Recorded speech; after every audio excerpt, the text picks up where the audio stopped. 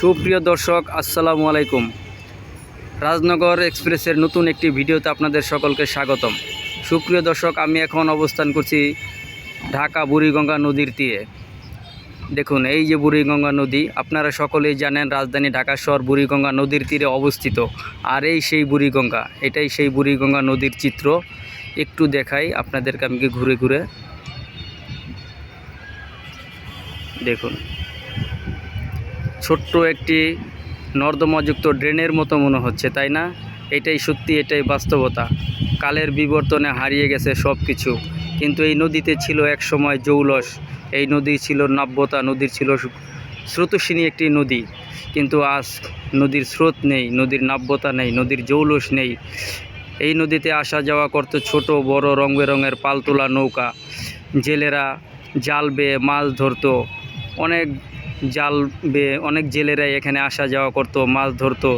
সেই সৌন্দর্য আমরা উপভোগ করতাম এবং অনেক সাঁতার কেটেছি এই নদীতে। এপার থেকে ওপার গিয়েছি, অনেক খেলাধুলা করেছি এই নদীর পাড়ে। আজ তার কিছুই নেই, হারিয়ে গেছে কালের গর্ভে সব কিছু। আছে শুধু নর্দমাযুক্ত একটি ড্রেনের মতো। এটাই কালের বিবর্তন। সুপ্রিয় দর্শক, আমি একটু ঘুরে ঘুরে আপনাদেরকে দেখাই নদীর পাড়গুলো। রাজধানীর বুড়িগঙ্গা নদীর তীরে অবস্থিত, আর এটাই হচ্ছে সেই বুড়িগঙ্গা নদী। যখন এই নদীটি সচল ছিল, এখান দিয়ে অনেক মালবাহী জাহাজ আসা যাওয়া করত এবং মানুষের অনেক সহজেই বিভিন্ন পণ্য আনা নেওয়া খুব সহজ হয়ে যেত আর কি। কিন্তু এখন তার হচ্ছে না, এবং মানুষ গোসলের কাজেও অনেক এই নদীটি ব্যবহার করত। এখন এটা হচ্ছে রাজধানী ঢাকা শহীদনগরের কুড়ার ঘাটের চিত্র। আমি আপনাদেরকে একটু দেখাচ্ছি, ওখানেও একটু দেখাই আমি আপনাদেরকে। এই নদীটি কত সৌন্দর্য একটি নদী ছিল, এখন নদীর কি হাল অবস্থা।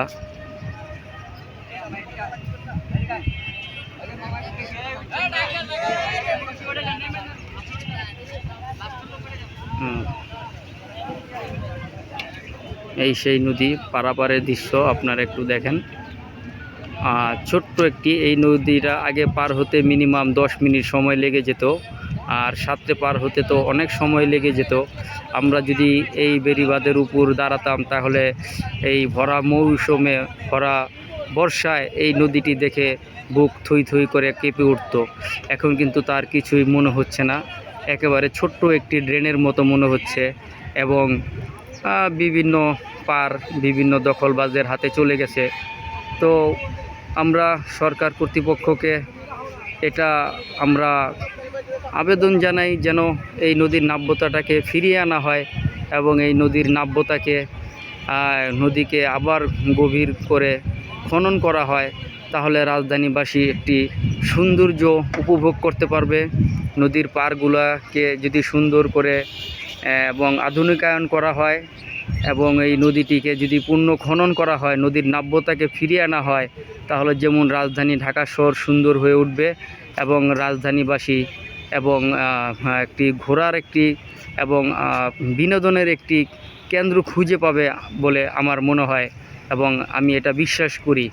তো সেটা কতটুকু সম্ভব হবে সেটা কর্তৃপক্ষই ভালো জানে। তো আমাদের যে ভাষ্য, আমাদের যে মতামত, শুধু আমি আমার মতামতটাই প্রকাশ করলাম, জাস্ট আর কিছু না। তো এই নদীতে ছোটোবেলা অনেক সাঁতার কেটেছি, অনেক গোসল করেছি, আর সেই নদীর এই হাল অবস্থা দেখে নিজের একটু হলেও খারাপ লাগে। সেই থেকেই আর এই ভিডিওটা নির্মাণ করা, অন্যথায় আর কিছু না। কেউ নেগেটিভভাবে নেবেন না আমার এই ভিডিওটা। তো আমি চাই নদীর সৌন্দর্য ফিরে আসুক, নদীর নাব্যতা ফিরে আসুক, এই নদীর দুই পারের মানুষ উপভোগ করুক নদীর সৌন্দর্য, এই কামনায়। প্রিয় দর্শক, আপনারা দেখতে পারতেছেন একটি ঘোড়া। এই যে একটি ঘোড়া, একসময় রাজধানীবাসী ঘোড়ার গাড়ি ব্যবহার করত দূর দূরান্ত থেকে আসা যাওয়া করার জন্য। এখন কিন্তু আর ঘোড়ার গাড়ি তেমন একটা চোখে পড়ে না, শুধু যানবাহন, কলকবজার গাড়ি এবং যানবাহন এসে এই ঘোড়ার গাড়ির প্রয়োজনীয়তা হারিয়ে গেছে। এই যে আমি ঘোড়ার গাড়ি দেখাই আপনাকে, রাজধানী এই বুড়িগঙ্গা নদীর তীরে একটি ঘোড়ার গাড়ি রয়েছে। এগুলো শুধু মানুষ এখন কোনো অনুষ্ঠানে, বিয়ে শাদী অথবা সুন্নতে, খতনায় এই সমস্ত ঘোড়ার গাড়ি ব্যবহার করে থাকে। নতুবা এইসব ঘোড়ার গাড়ি এখন তেমন একটা প্রচলন নেই। আগে কিন্তু এই ঘোড়ার গাড়িতে করে মানুষ যাতায়াত করত এ প্রান্ত থেকে ও প্রান্ত। এই ঘোড়ার গাড়ির প্রচুর কদর ছিল, এখন আর নেই।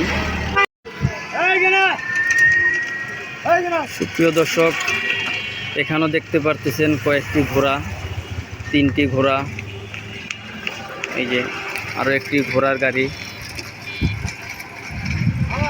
আপনারা যদি কেউ ঘোড়ার গাড়ি নিতে চান তাহলে এই বুড়িগঙ্গা নদীর তীরে দেখেন অনেক কারুকাজ করা ঘোড়ার গাড়িগুলো, অনেক সৌন্দর্য।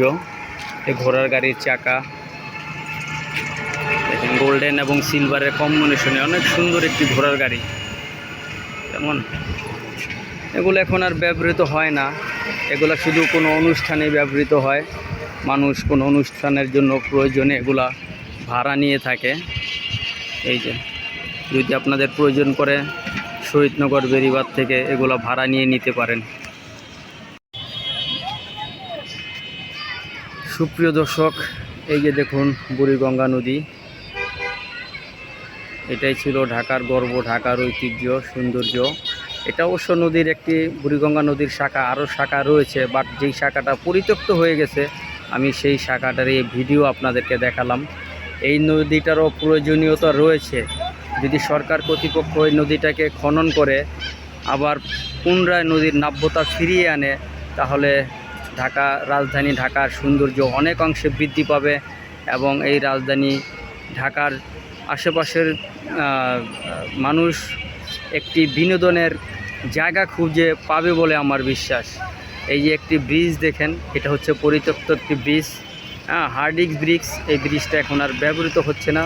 আমি ব্রিজটি একটু কাছে গিয়ে আপনাদেরকে আমি দেখাবো। আমি একটু ব্রিজটির কাছে যাই, তারপরে আমি বন্ধুরা দেখুন, এই সেই ব্রিজ, যেই ব্রিজটি পরিত্যক্ত অবস্থায় পড়ে আছে, একেবারে ভাঙা, বিভিন্ন জায়গা দিয়ে ভাঙা। যে কোনো সময় এই ব্রিজ দিয়ে মানুষ চলাচল করলে দুর্ঘটনা ঘটতে পারে, এর জন্য বাঁশের ব্যারিকেড দেওয়া আছে। তারপরও মানুষ জীবনের ঝুঁকি নিয়ে পারাপার হচ্ছে।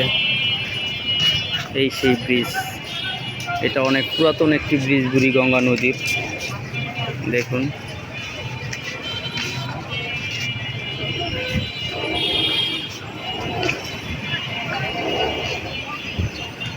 পাশে আর একটি সচল ব্রিজ রয়েছে, আমি সেটা দেখাই।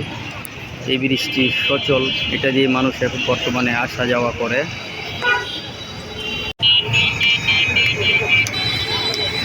সুপ্রিয় দর্শক, নদীর এই একটা অংশ, এই অংশ ধরেই চলে গেছে Postogola bridge, Babubazar bridge, Postogola bridge হয়ে একেবারে পদ্মার সাথে মিশে গেছে এই নদীটি।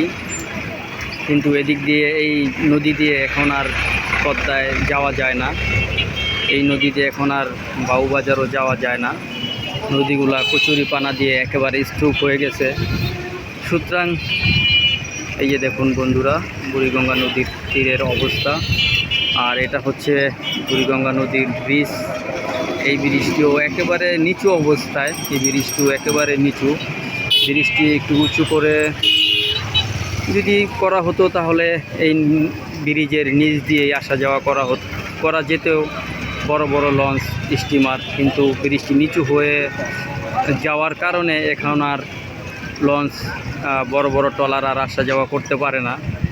তো সরকার কর্তৃপক্ষদের কাছে আমরা আকুল আবেদন জানাই, সরকার কর্তৃপক্ষ এবং নৌ পরিবহন মন্ত্রণালয় এবং পানি মন্ত্রণালয়ের কাছেও আমাদের আবেদন, তারা যেন এই নদীটিকে পুনঃখনন করে এবং আগের মতো নাব্যতা ফিরিয়ে আনে, তাহলে যেমনি উপকার হবে, এখানকার জনগণ এবং জীবিকা নির্বাহ করতে পারবো। এখানকার কিছু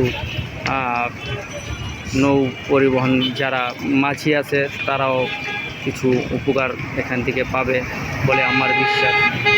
তো ভিউয়ার্স, আজ এই পর্যন্তই। আমার স্বল্প জ্ঞানে যতটুকু ধরেছি আমি ততটুকু ভিডিও করেছি আমার দায়িত্ববোধ থেকে।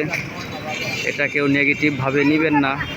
আমি আমার এই ছোটোবেলা, শৈশব, কৈশোর এই এলাকাতেই কাটিয়েছি এবং এটা সৌন্দর্য উপভোগ করেছি, কিন্তু এখন এই নদীর এই অবস্থা দেখে নিজের কাছে খারাপ লাগে, তাই আমি ভিডিওটা নির্মাণ করেছি, অন্যথায় আর কিছু না। তো ভিউয়ার্স, রাজনগর এক্সপ্রেসের নতুন একটি ভিডিও যখন করব সবাই আমাদের সাথে থাকবেন। আজ এই পর্যন্তই। আসসালামু আলাইকুম।